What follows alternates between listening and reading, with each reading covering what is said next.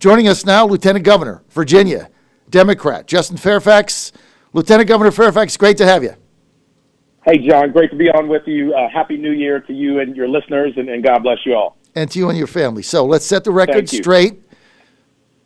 Lieutenant Governor, let's set the record straight. Who's the only media person in Virginia and the nation that did not call on you to resign when all this went down, who told everybody you should not resign? I told you not to resign. Who's the one guy who said you deserve due process? Nothing was proven. Go ahead, tell me. He was the one guy in the entire country in media who said that. Who was it?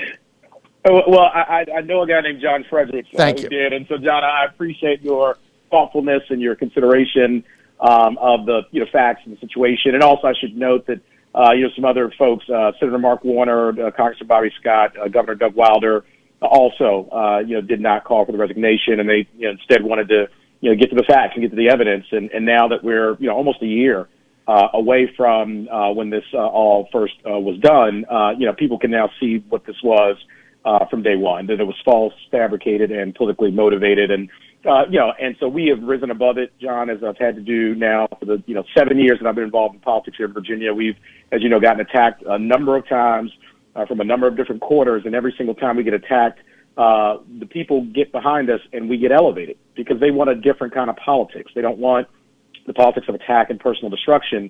They want a hopeful politics that's lifting up all 8.5 million Virginians rather than trying to tear one Virginian down. And so that's really what we represent in politics, and that's why people responded so powerfully to us. Facts matter. I just got a text from Joe Morrissey, Senator Joe Morrissey says, "Don't forget me. I also called on Fairfax to stay in." So your friend Joe in the state Senate. You know what? That's right. And I look forward to serving with Joe in the state Senate. Of course, session starts on Wednesday, and give Joe my thanks. He was very, very thoughtful in looking at the facts and the evidence of the case, and he called it, very early on. Oh, he did call it. That these were false and that they were politically motivated and there were people behind it. And so, it's really unfortunate that that's the kind of politics that some people like to engage in. But again, it sort of reaffirmed my belief in the people of Virginia because they have said, we rejected this kind of politics. We're tired of people attacking people, going after them personally. That is done. John, I call it the last 400 years of politics. We're focused on the next 400 years and shaping what that looks like. And that's all about lifting people up and building communities up and building up all 8.5 million Virginians. And that's really what I've always been focused on, and I'm really focused on that right now. Well, let me just tell you this. Terry McAuliffe does not want to run against you one-on-one in 2021. I'll just tell you that now. Now, let's get to the convening. Look, I'm always right about this stuff. Yours worst nightmare. I'm going to tell you, John, what I've said, as you know, from day one, is I've never run against anyone. I've always run for something, and that's something for me is giving people more opportunity, more hope. And you see what we have accomplished, John. Virginia is leading the nation. We are on a phenomenal trajectory. Our economy is booming. You saw what we did in the last two sessions. I was proud, as Lieutenant Governor, to cast the tie-breaking votes in the Senate to expand Medicaid to 400,000 Virginians. And just in the first year alone, already 375,000 Virginians have signed up and are getting life-saving health care because of that. I mean, that's transformational, not to mention what's happening with our economy. AAA bond rating was reaffirmed. We had a $750 million surplus. The governor just introduced the most progressive budget in Virginia history, $135 billion biennial budget. And we just have a record of accomplishments that we're able to tout and run on. Amazon HQ2, located in Virginia, after looking at all the states in the nation, they came to Virginia. CNBC ranked us number one state in the country to do business. We now have a dedicated source of revenue for Metro. $500 million will go now into the Metro system from D.C., Maryland, Virginia, and federal government.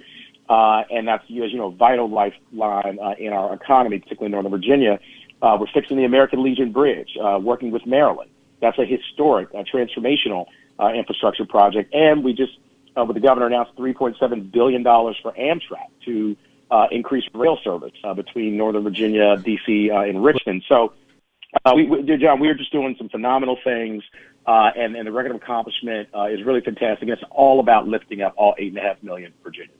So let me ask you this. The successes of Virginia that you've outlined, Lieutenant Governor Justin Fairfax, and all the great things going on in our economy, well, that was all done with Republican leadership in the House and the Senate.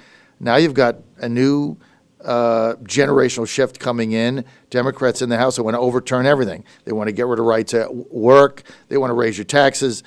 You name it, they want to do it. Are you going to be a voice of reason presiding over the state Senate? Because that's the only way you're going to stop some of the more radical things that you've seen come down the pike. Well, John, I've always worked to, build bipartisan consensus, and I think we have to work, across the aisle. We're all Virginians, and I think we always have to keep that in mind and not always subscribe to the politics of tribalism and us versus them. It's really got to be about, lifting everyone up, that we rise together is really what our mantra has always been. And John, actually, some of those accomplishments that I touted, under Governor Northam's leadership, Democratic leadership, but also if you look at bipartisan wins. Medicaid expansion was done on a bipartisan basis. The reason that I was able to break those ties was because it was a 2020 tie vote, because Senator Emmett Hanger came over to the Democratic side, and then actually on final passage, you had 4 Republicans vote for it. So, we can do, and again, 375,000 Virginians are now getting health care through that. I mean, who wouldn't say that's a good thing? And so, we've got to work across the aisle. We've got to lift each other up, and we've got to do it everywhere in Virginia, not just in one region. I have traveled the Southwest, South Side, the Valley, Hampton Roads, Eastern Shore, Northern Virginia. We've all got to rise together and lift each other up together and provide opportunity everywhere. And that's really what we're poised to do now, in this 400-year moment in Virginia. All right. I know you only got a couple of minutes. 3 agenda items. That's it. And then I know you have to go. Number 1, big issue right now, the gun legislation. Dick Saslow, Majority Leader, SB 16. Over 10 rounds, you're a felon. Automatic rifle, you're a felon, etc. Is that something you're in favor of? John, we're going to have a vigorous debate around this. And let me just tell you, and I've said this, been very clear from the start, we have to have common sense gun violence prevention legislation.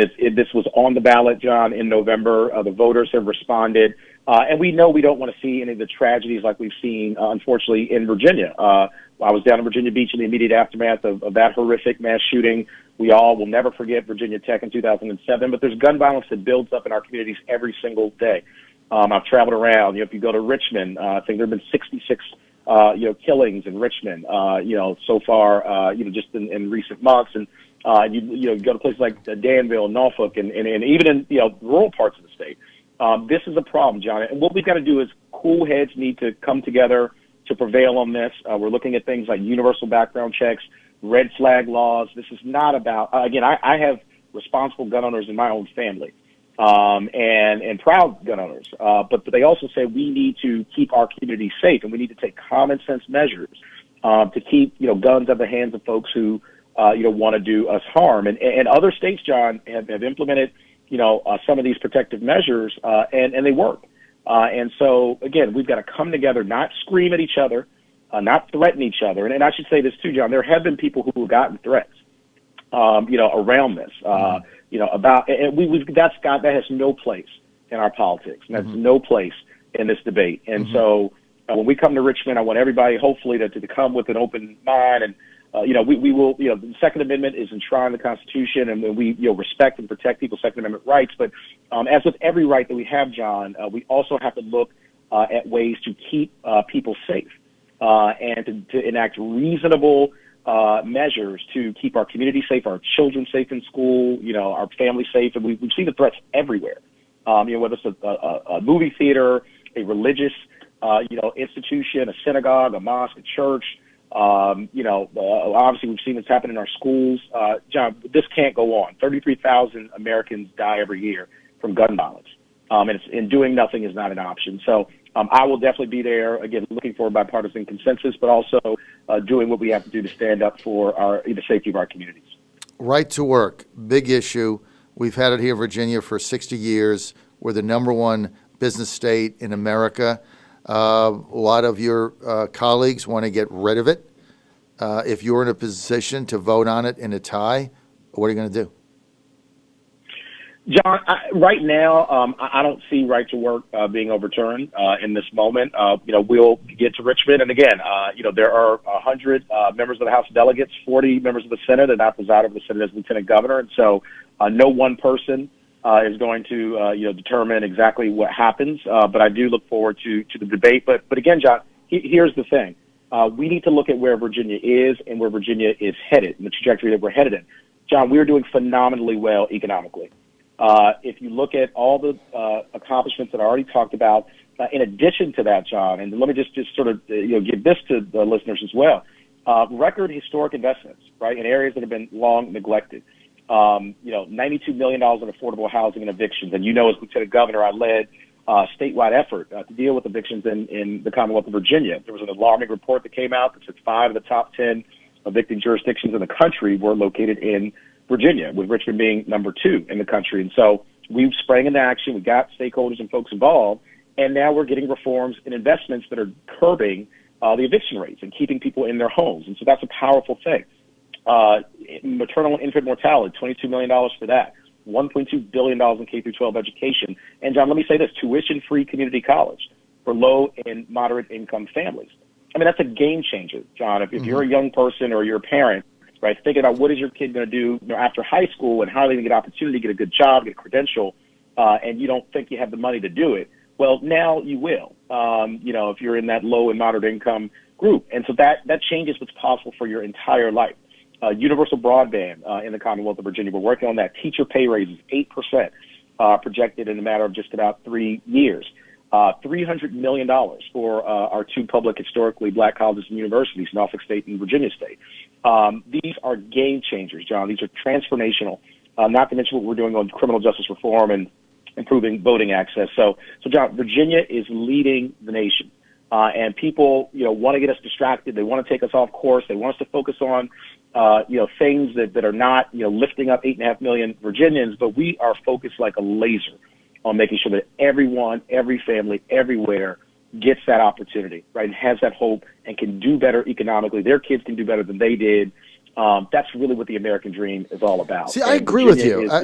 Lieutenant Governor Fairfax, I agree with you, but the reality is when you've got congressmen, legislators like Don McEachin in Virginia threatening to bring in the National Guard if you don't give up an AR-15 or your 20 magazine clip that you've had forever. I mean, don't you think rhetoric like that is what puts fuel on the fire and goes against exactly everything you just said? John, I think we do have to be thoughtful in our rhetoric and how we discuss these things, and that's why I have said, and again, I make this very clear.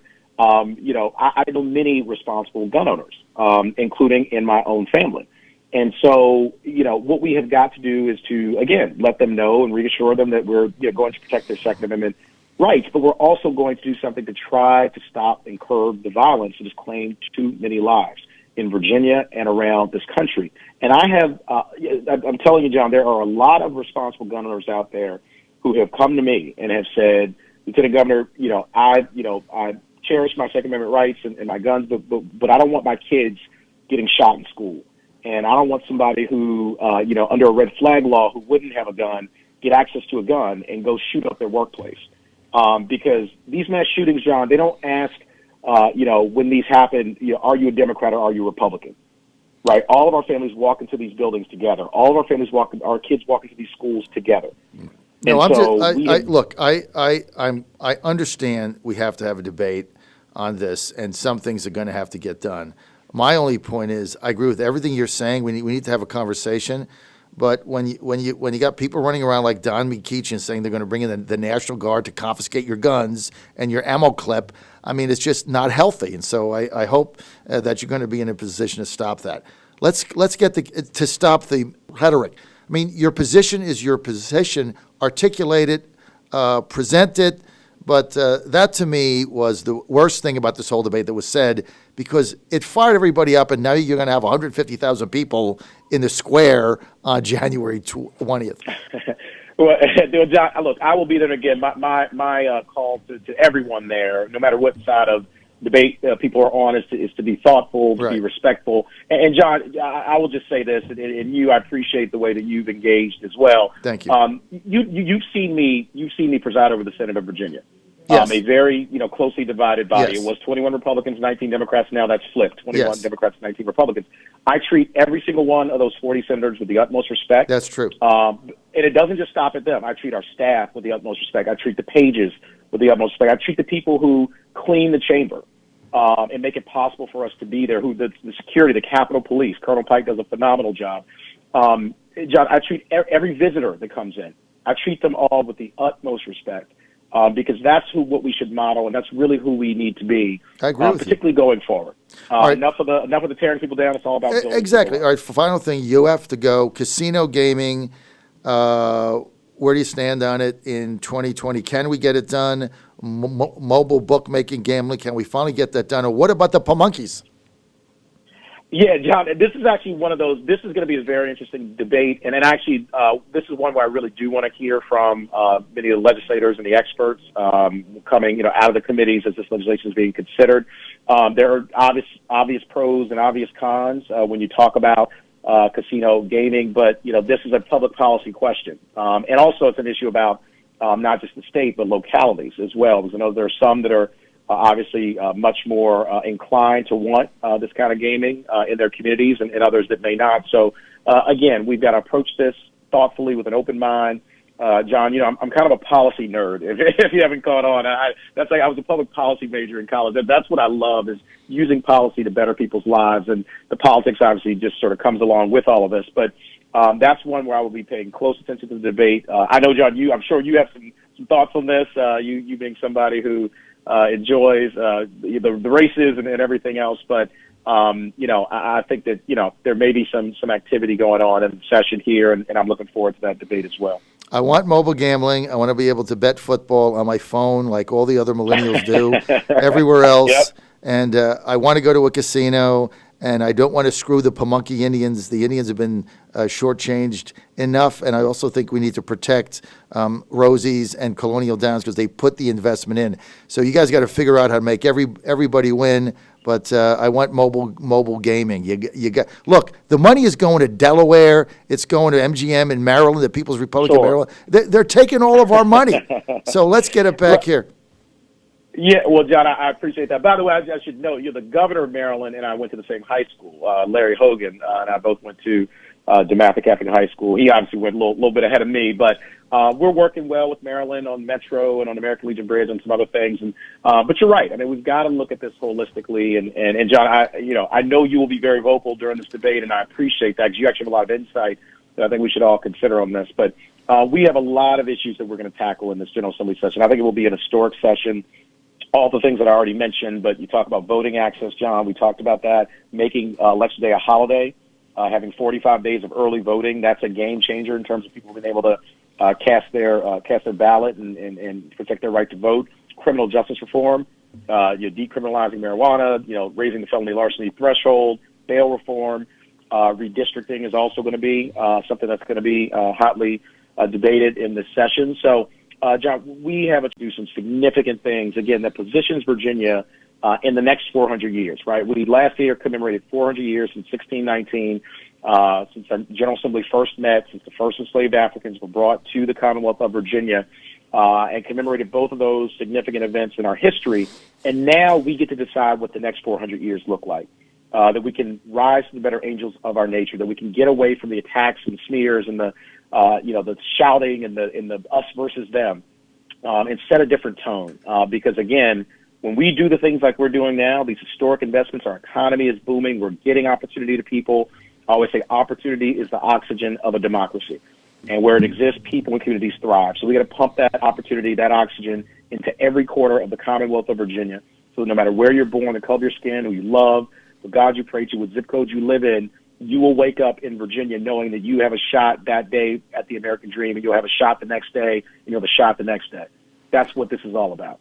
Lieutenant Governor, Virginia, Democrat, Justin Fairfax, running for governor 2021, Terry McGenius' worst nightmare in life. Governor, thanks for being with us. That's just my prediction. I tell it like John, it is. John, God bless you. And of course, we start session tomorrow. We'll look forward to all Virginians coming to their capital. They own it. We're just residents there temporarily, but they own it. And also, we can't accept contributions, after session starts, but people can go to justinfairfax.com if they'd like to learn more about what we're doing moving forward. But we're going to raise the entire Commonwealth of Virginia up, all $8.5 million. And John, thank you for what you're doing to help raise the level of the debate too. Lieutenant Governor Justin Fairfax, thanks for being with us. Always a pleasure to have you on.